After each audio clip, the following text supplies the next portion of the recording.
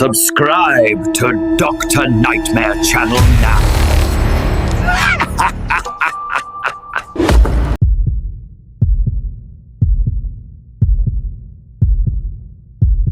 Story 1. The Man Who Knocked During Dinner. It was one of those gray November evenings where the air outside feels soaked in silence, and the rain seems to fall sideways instead of down. Thanksgiving at our house had always been small, just my mom, my older brother Caleb, my little sister Nora, and me. That year felt quieter than usual. My dad had passed away the year before, and though Mom did her best to keep traditions alive, we could all feel the weight of his absence at the table. We were just sitting down to eat when the power flickered, the kind of dim blink that makes you hold your breath and wait for the lights to die. But they didn't, not yet. Outside, the storm was getting worse. You could hear the wind whistle through the trees and the steady tap-tap of branches hitting the windows. Mom said softly, "It's cozy when it rains like this, isn't it?" Nora nodded, spooning mashed potatoes onto her plate.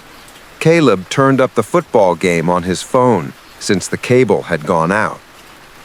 And then, right as we started eating, the doorbell rang. It startled all of us. No one ever visited on Thanksgiving, especially in weather like that. Mom looked at me and whispered, "Maybe it's Mrs. Halpern from next door. Her lights went out earlier." I stood up, pushing my chair back slowly, feeling every creak in the floorboards. The sound of the rain against the roof was deafening now. When I opened the front curtains, there he was. A man stood on our porch. He was tall, wrapped in a long, wet coat that hung heavy on his frame. His hair was plastered to his forehead, and his head was bowed slightly, as if praying. At first, I thought maybe he was lost, but something about the way he just stood there, motionless, made my stomach twist. I opened the door just enough for my voice to slip through. "Can I help you?" His head tilted up slowly. His face was pale and tired, and his eyes looked glassy under the porch light. "I'm sorry," he said softly. "My car broke down. I just need a little food, something warm." My mom appeared behind me. She hesitated only a second before whispering, "Go make him a plate, honey." But Caleb shook his head. "No, we don't even know this guy." The man must have heard him because his expression shifted, not angry, but disappointed. His lips curled into something that looked like a smile, though it never reached his eyes. "I'll wait right here," he said. So I went to the kitchen, trying to shake the feeling that something wasn't right. I packed a few leftovers on a paper plate, wrapped it in foil, and brought it to the door. When I looked outside again, the man wasn't there. Only the sound of the rain, now louder, pounding the porch roof. "Maybe he left," Mom said, relieved. She reached to close the door, but then we both heard it, a knock, from the back of the house. It wasn't frantic or rushed, just a slow, heavy thud against the back door. Caleb stood up, grabbing the poker from the fireplace. "Stay here," he said.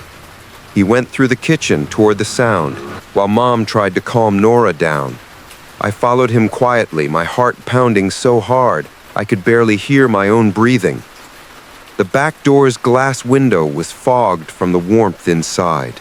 He wiped it with his sleeve and froze. There, standing at the edge of the backyard, was the same man. He was staring right at us through the rain, unmoving. Caleb yelled through the glass, "Get off our property!" The man didn't move. His hand slowly lifted, palm facing us, and that's when I saw it. There were bloody scratches across his hand, like he'd clawed something or someone. We locked the door and pulled down the blinds. The phone line was dead, and my cell had no signal. Then came another knock. This time, from the side of the house, and another from the front door. 3 knocks, echoing through the walls in perfect rhythm. It felt like he wasn't trying to get in. He was counting us. Mom grabbed Nora and pushed her toward the hallway. Caleb locked every door and window, pacing, breathing hard.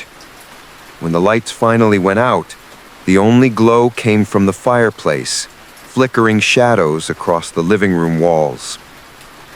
We sat together on the floor, listening.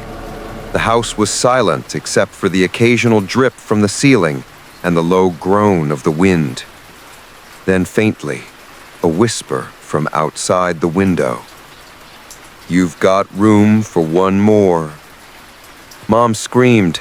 Caleb lunged for the curtain, ripping it aside, and there he was again, standing inches from the glass. His eyes were wide, teeth bared, that awful smile spreading across his soaked face. I swear I saw someone else behind him, 2 more shapes moving in the rain.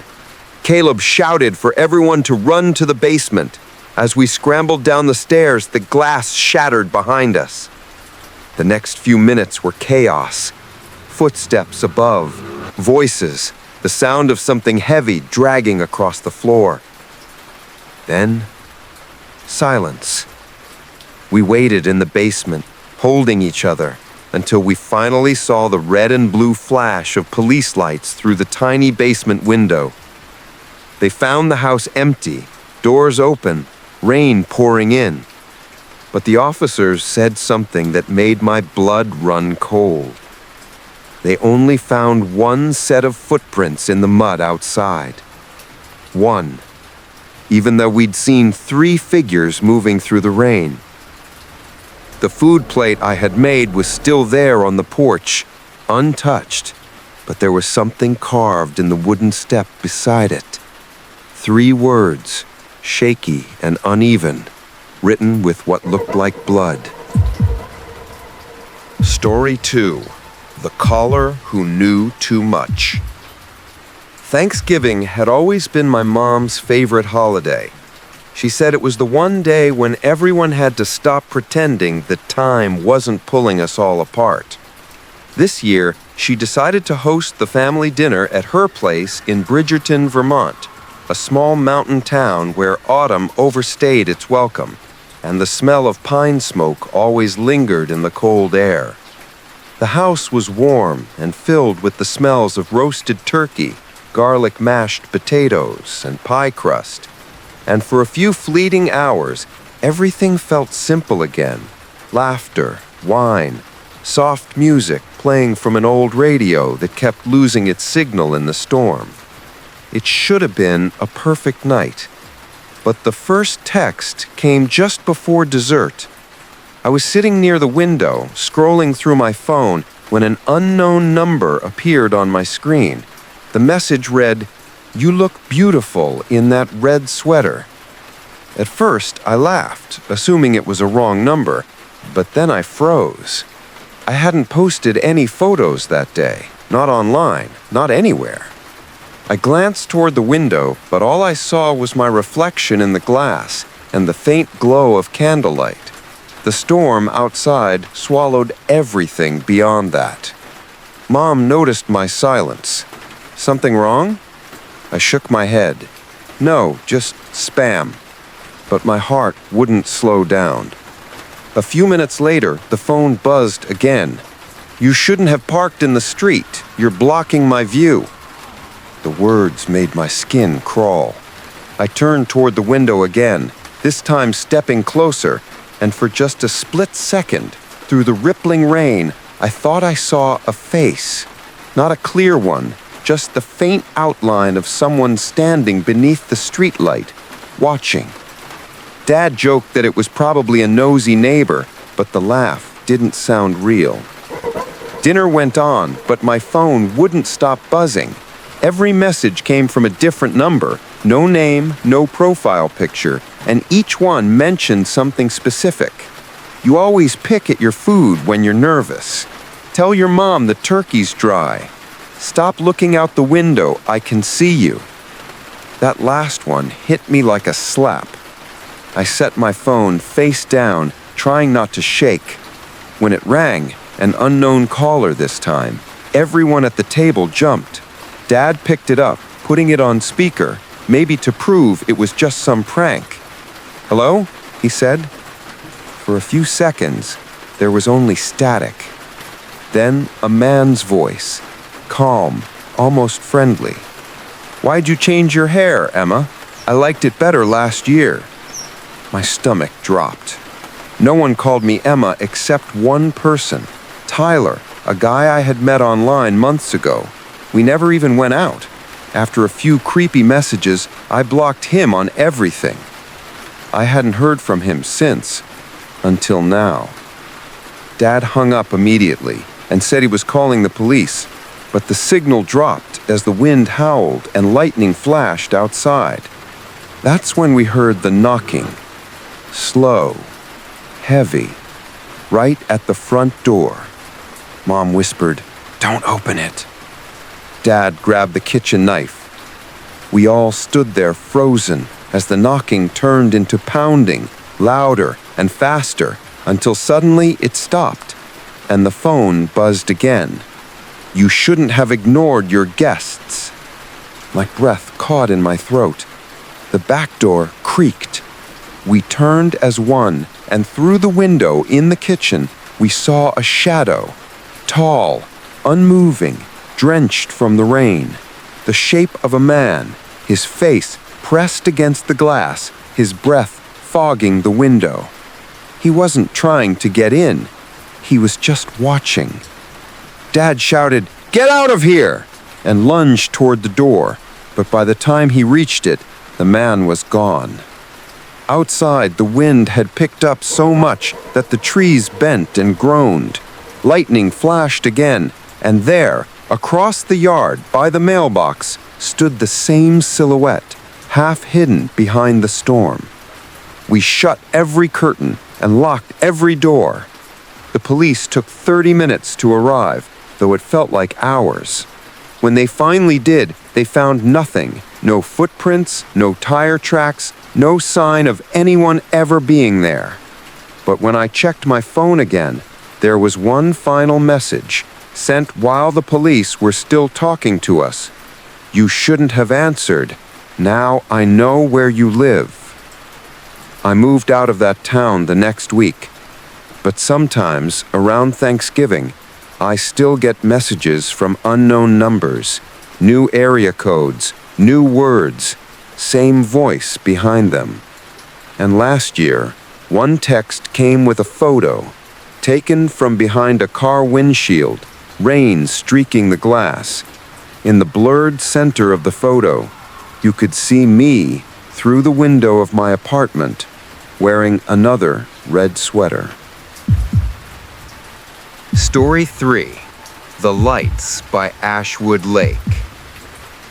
Every family has that one relative who insists on hosting Thanksgiving in the middle of nowhere, far from the noise, the crowds, and the city lights.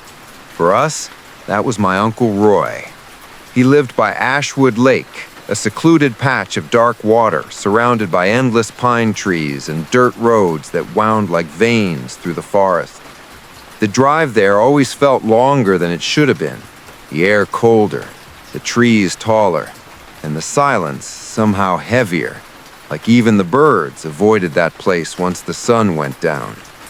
That year, Roy had outdone himself. He built a bonfire pit, set up long wooden tables under a string of lights, and bragged that this Thanksgiving would be one we'd never forget. He was right, but not for the reasons he hoped. We arrived just as dusk was sinking into the trees, painting the lake in streaks of gold and gray. The air smelled like pine and wet leaves, and smoke from the fire pit drifted low across the ground. There was laughter, music, and that feeling that maybe, just maybe, we'd all managed to outrun the ghosts of the past year. For a while, everything was perfect.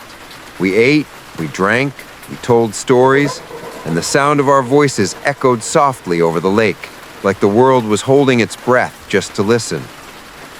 Then my cousin Ben noticed something, a faint light on the far side of the lake. At first, we thought it was a reflection, maybe from a boat or a cabin. But there were no cabins on that side, just trees and an old trail that hadn't been used in years. The light flickered, disappeared, then came back, brighter this time. Uncle Roy stood up, shading his eyes.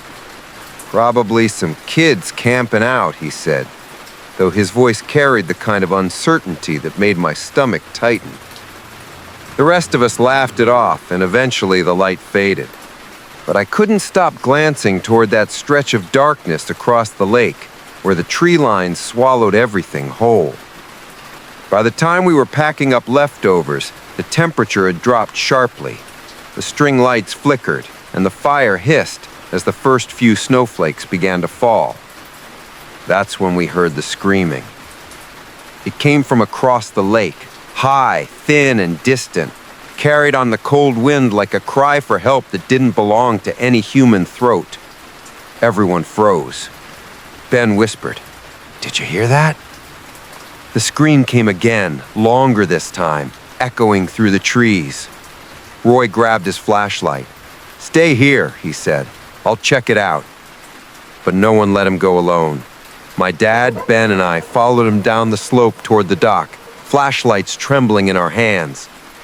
The water was black, perfectly still, except for faint ripples near the far side, where the light had been earlier. Then suddenly, a shape appeared on the lake, something small, floating slowly toward us. It looked like a canoe at first, drifting with the current. When it got closer, the beam of Roy's flashlight caught it, and we realized it wasn't a canoe. It was a door, an old wooden door swollen from water, the paint peeling, drifting silently toward the dock. Something about that door made my heart start pounding. Roy leaned forward, trying to see if something was on it, when we all heard this, the sound of knocking coming from inside the lake. 3 knocks. Slow. Muffled. The sound came again, louder now, echoing through the trees.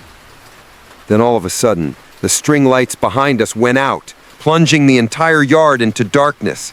From the woods behind the cabin came the sound of footsteps, wet, heavy, dragging through the mud. We turned our flashlights toward the trees. The beams cut through the snow and fog, catching glimpses of movement. Not one person, but several. Silhouettes, tall, thin, stumbling between the trunks like shadows that had forgotten how to walk. Roy shouted, "Who's there?" But no one answered. Then the voice came. Low, ragged, carried on the wind. "You opened the door." My flashlight flickered, and in that brief second of darkness, I saw them. Faces, pale and gray, eyes empty as mouths hanging open as if caught mid-scream. The shapes moved faster now, closing in, their limbs bending at wrong angles, their feet dragging through the mud with wet slaps. Roy fired a shotgun into the air. The blast echoed across the lake, but the figures didn't even flinch. They kept coming. We ran, sprinted up the hill, slipping on the wet leaves, the sound of our breathing drowned by the thundering footsteps behind us. When we burst through the cabin door, Mom was already screaming. She had seen them too, from the window, crawling up the slope in jerky, unnatural movements. Dad pushed a dresser against the door, shouting for everyone to get upstairs. But as I turned toward the back window, I saw something that froze me where I stood. The door from the lake, the one that had been floating, was now leaning upright against the cabin wall, dripping water. And from behind it came the faint, steady sound of knocking. 3 knocks. Then silence.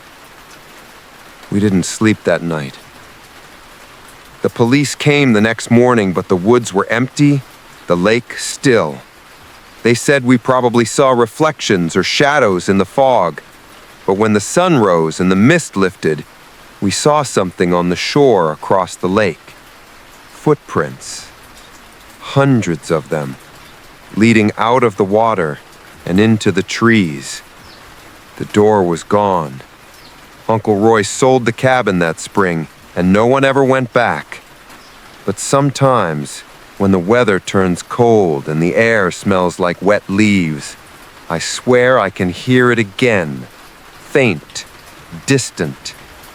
3 knocks from somewhere deep beneath the water, and I remember the voice saying, "You opened the door." Story 4. The Guest Who Wouldn't Leave. Thanksgiving had always been a quiet affair for my family.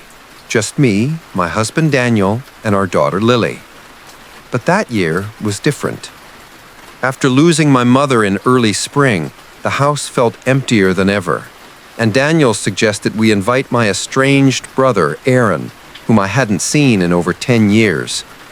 He'd spent most of his adult life drifting from job to job, moving across states, and never calling unless he needed something. But with Mom gone, he was all the family I had left. So, against my better judgment, I called him. He sounded different, too calm, too polite. His voice carried that uneasy tone people have when they're rehearsing their words. Still, I told him he was welcome, that Thanksgiving dinner was at 6, and that Lily would be excited to finally meet her uncle. He arrived just as the first flakes of snow began to fall. I remember the sound of his boots crunching against the icy gravel, and the sight of his tall, thin frame standing under the porch light. When I opened the door, a cold gust of air swept in, and for a brief second, I swore I smelled something strange, like burnt wood and wet earth. "Aaron?" I said softly. He smiled, but it didn't reach his eyes. "Hey, sis, you look exactly the same." I didn't. I knew I didn't. But something in the way he said it made my skin crawl, as if he were remembering someone else entirely. The night started awkwardly, but harmless. We sat around the table, sharing small talk, filling silences with the sounds of silverware and the crackle of the fireplace. Lily showed him the drawings she'd made in school, turkeys made from traced hands, all colored outside the lines, and he nodded, smiling absently like he wasn't really looking at her drawings but past them, through her. At first I thought he was just tired or nervous, but as the night went on, there were things I couldn't ignore. Little things. The way he kept glancing toward the hallway that led to the guest bedroom, like he was expecting to see someone standing there. The way he flinched every time the fire popped, as though it whispered something only he could hear. And then there was what happened when Lily went to bed. It was late. The fire had burned low, and Daniel had gone upstairs to check on her. I started clearing the table when Aaron leaned forward, his voice almost a whisper. "Do you ever hear her in this house?" "Who?" He smiled again, but this time it was strange, soft, and distant. "Mom," he said. "She talks to me sometimes, usually at night." I felt my stomach twist. "Aaron, don't—" But he kept going. "She said she didn't like what you did with her room." My hands trembled around the dishes. "That's not funny." He looked up at me with those hollow eyes. "I'm not joking, Claire." Before I could respond, the upstairs floor creaked. Daniel was still up there, so I assumed it was him until I heard his voice call down, "Claire, is Aaron still down there with you?" My breath caught. "Yes? Why?" There was a long pause. Then Daniel said, slowly, "Because someone just walked past the hallway, I thought it was him." Aaron's expression didn't change, but his lips curled into a smile that didn't look human anymore. Too wide, too deliberate. His voice was as soft as rain. "I told you, she's here." Before I could move, the hallway light flickered once, twice, then went out completely. The house fell silent, except for the faint sound of footsteps upstairs, slow and uneven, like someone dragging their feet. Lily screamed. Daniel bolted down the stairs as I ran to her room. The hallway felt longer than it ever had before, the shadows thicker, the air colder. When I reached her door, she was standing on the bed, pointing toward the open closet. "Mom," she cried, "Grandma's in there." I turned, my heart slamming against my ribs. The closet door creaked open, and for a second, just a second, I saw her. My mother. Or something wearing her face. She was pale, drenched in darkness, her eyes black and hollow. Her mouth opened wider and wider until it wasn't a mouth at all, just a gaping void that swallowed the light around it. I screamed, grabbed Lily, and ran. Daniel pulled us both down the stairs, but Aaron never did. He stood perfectly still in the middle of the living room, staring at the empty hallway, with tears streaming down his face. "She came for me," he whispered. And then the fire roared to life. Flames burst from the fireplace, climbing the walls, devouring the curtains. Smoke filled the room in seconds. Daniel dragged me toward the front door, shouting for Aaron to follow, but he never did. We made it out just as the windows shattered behind us. The snow outside glowed orange from the firelight. When the firefighters arrived, they found no trace of Aaron inside, only his chair, untouched, facing the fireplace. But the strangest thing was what they found in the guest room. There was another plate set on the nightstand, turkey, stuffing, and cranberry sauce, perfectly arranged as though waiting for someone who had already arrived. The next morning, when the ashes cooled, investigators said the fire had started in that very room. They never found a body, and every Thanksgiving since, when the wind picks up and the fire crackles just a little too loud, I swear I can still hear his voice whispering through the smoke. "She didn't like what you did with her room." Story 5. The Last House on Autumn Road. There's something about returning home for the holidays that never feels quite real, like walking through an echo of a memory that no longer belongs to you. That's how I felt when I drove back to my hometown of Ashbury Hollow for Thanksgiving, after nearly 10 years away.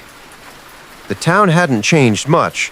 The same rows of aging oak trees, their branches bent low with the weight of early snow, the same faded storefronts that closed before sunset, and the same silence that followed you like a shadow. But it wasn't nostalgia that brought me back. It was my sister, Riley. She called a week before the holiday, her voice trembling through the static. "I need you to come home, Ethan," she said. "There's something wrong with Mom." I hadn't spoken to our mother in years, not since the day she'd told me to leave, to get out before I started seeing things like my father had. He'd been found dead in the woods behind our house the night after Thanksgiving when I was 16. The coroner said it was a heart attack, but I remember the look on his face, the way his mouth was frozen mid-scream, his eyes wide and gray like the frost-covered ground. And now Riley was saying Mom was acting strange, hearing things, locking the doors in the middle of the day, talking about Dad as if he were still alive. So I packed a bag, turned off my phone, and drove through the night, the headlights cutting through sheets of snow as the empty road led me back to the one place I swore I'd never see again. The house on Autumn Road looked almost the same, 2 stories tall, wrapped in peeling white paint and overgrown ivy, its windows dimly reflecting the fading light. The porch sagged a little, and the same wind chime Mom had hung when I was a kid still swayed weakly, whispering its broken tune in the wind. Riley greeted me at the door, her eyes hollow, her smile thin. "You came," she said, her voice small. "I didn't think you would." I stepped inside and was hit by the smell, a mix of old wood, dust, and something else, metallic like rust or blood. The house was colder than I remembered. The heater rattled in the vents but barely worked, and the light from the fireplace did little to soften the dark corners that seemed to watch us. Mom sat in her old chair by the window, staring out into the backyard where the woods began. When I said her name, she turned slowly, her face pale and expressionless. "Ethan," she said softly, "you came back. He'll be glad." "Who?" I asked. But she only smiled, a strange, broken smile that didn't reach her eyes. "Your father. He's been waiting for Thanksgiving." I tried to brush it off as grief, as delusion. But that night, as the storm rolled in and the house filled with the sound of wind and cracking branches, I started to feel it too, that sense of something unseen, something moving just beyond the walls, whispering where the light couldn't reach. Dinner the next evening was quiet.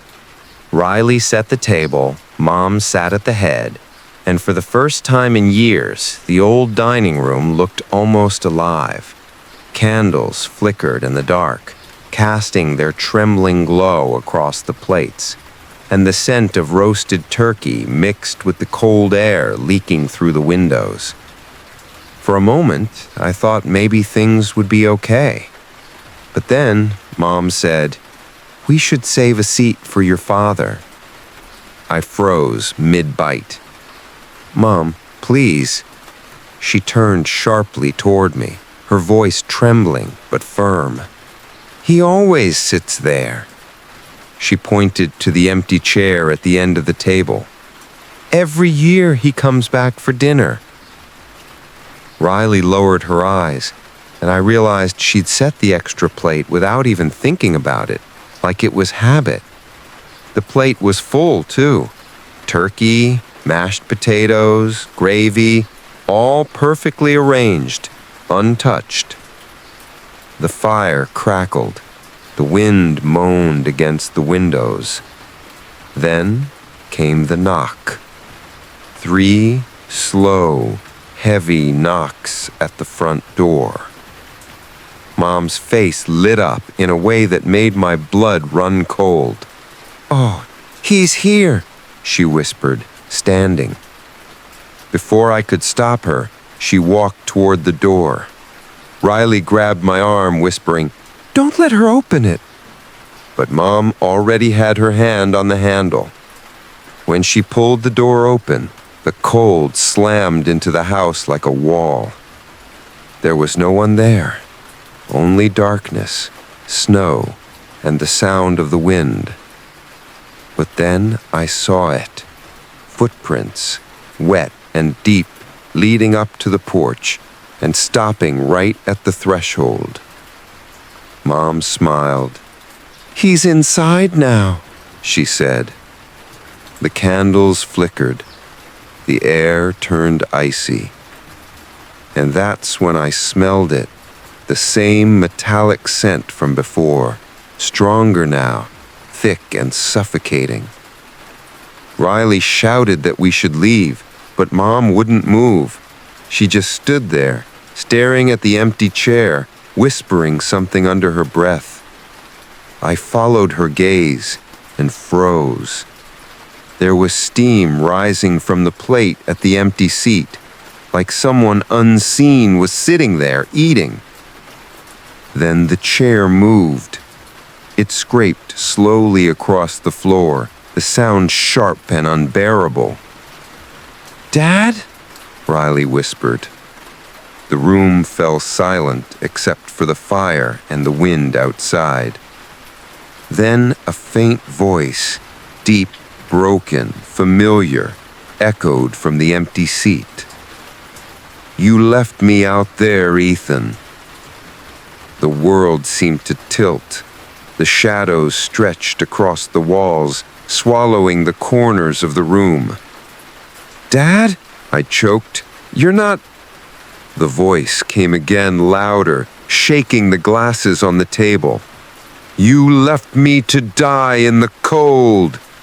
Riley screamed as the lights burst, plunging the house into darkness. The fire roared to life, flames licking the ceiling as the room filled with the smell of smoke and decay. Through the flickering light, I saw something rising from the empty chair, a shape forming in the dark, its edges shifting, dripping like melted wax. It looked like him, my father, but wrong. His face was half gone, his eyes black hollows, his mouth torn wide open. Mom dropped to her knees, sobbing. "I told them you'd come back," she whispered. He reached for her, and for a moment I thought he was going to embrace her. Instead, his hand closed around her neck. I lunged forward, grabbing a piece of burning wood from the fireplace and swinging it wildly. The figure recoiled, shrieking in a sound that was part wind, part scream. Riley pulled Mom toward the hallway as I threw the log onto the chair.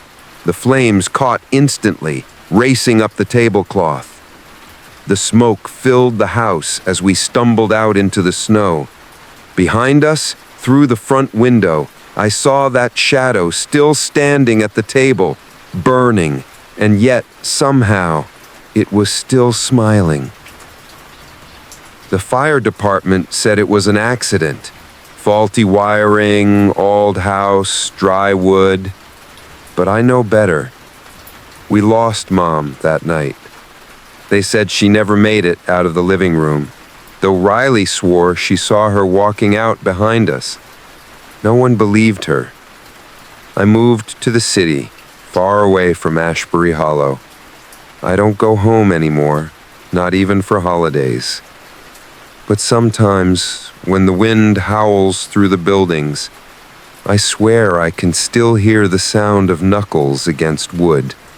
3 slow knocks, like someone waiting patiently for me to open the door. Last Thanksgiving, I got a letter in the mail. No return address. Inside was a single photograph. My old house on Autumn Road, burned and blackened. But in the photo, the window of the dining room was lit, and through the smoke and glass, I could see a family sitting at the table. Mom, Riley, Dad, and me, all smiling.